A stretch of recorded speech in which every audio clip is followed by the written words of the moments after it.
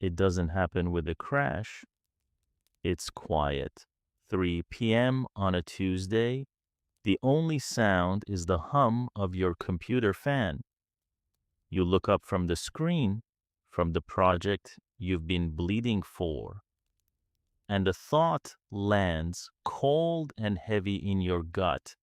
This goal, the one you've been chasing for the last 5 years, means nothing.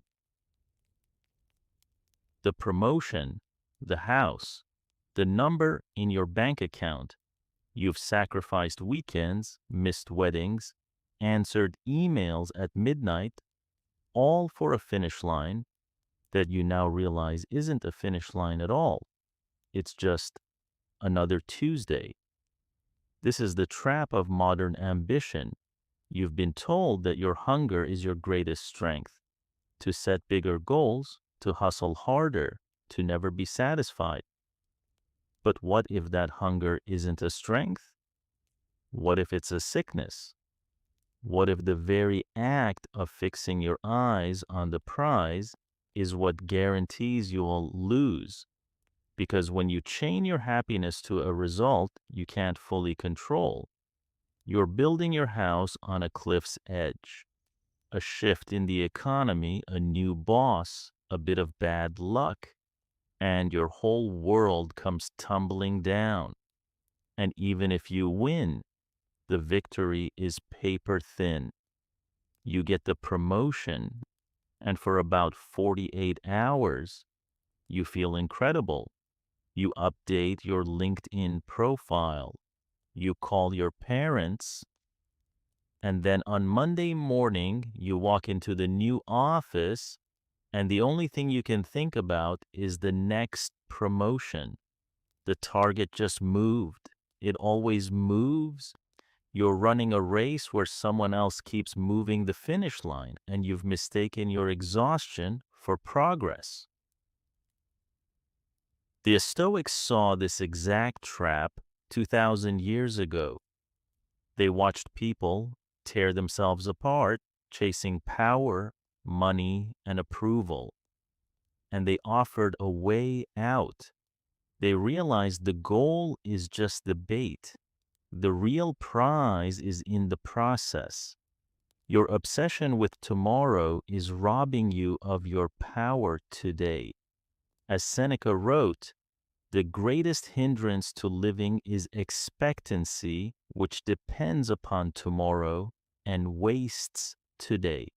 Wastes today. Let that sink in. Every moment you spend worrying about the finish line is a moment you're not present for the race. Every bit of energy you spend on anxiety about the result is energy you cannot put into the quality of your work. The Stoics ask you to make one fundamental shift, to move your focus from the target to the bow. Imagine two archers side by side. The first one is obsessed with hitting the bullseye. That's all she sees. Her entire sense of self is tied to that little red circle. So when she draws the bow, her hand is shaking. Just a little. She's not thinking about her posture or her breath. She's thinking about the applause if she hits, or the shame if she misses. Her mind is anywhere but here. Now, the second archer has a different goal. Her goal is to execute a perfect shot. That's it. She's obsessed with the process, the solid feel of the ground beneath her feet, the smooth pull of the string, the precise anchor point on her jaw, the controlled rhythm of her breathing. For her, hitting the bullseye isn't the goal. It's just what happens when you do everything else right. Now, a sudden gust of wind picks up. Which archer flinches? Which archer falls apart if she misses? And which one do you think hits the target more often over a lifetime?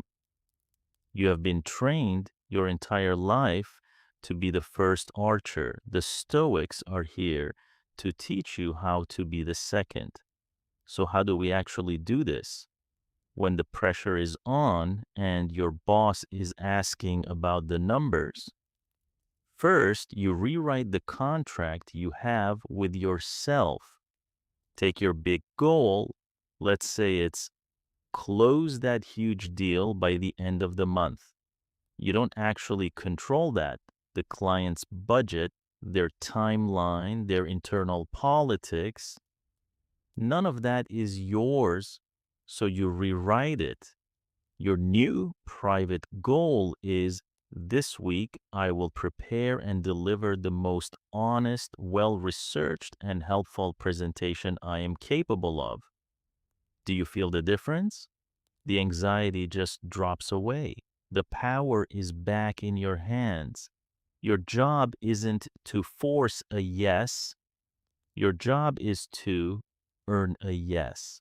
Second, you change how you keep score at the end of the day. You know that feeling, lying in bed at night, replaying the day? You're usually judging it based on outcomes. Did they like my idea? Did I get the praise I deserved? That's the old scorecard. The new scorecard is about your actions. The win for the day is no longer my boss loved my report.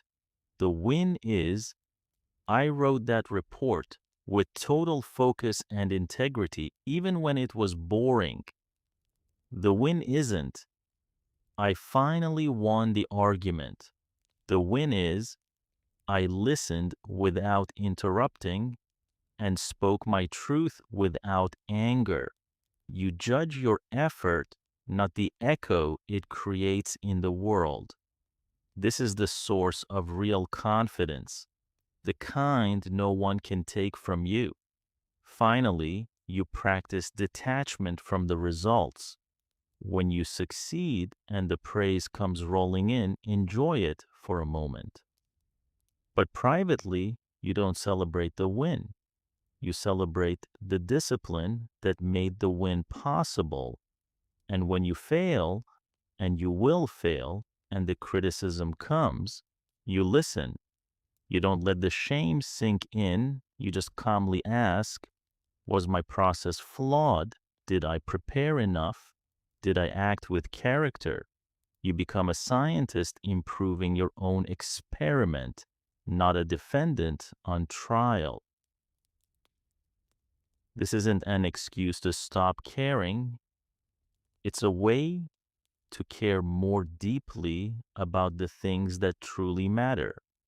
It's a more resilient kind of ambition, one that can't be broken by a bad quarter, a failed project, or someone else's opinion.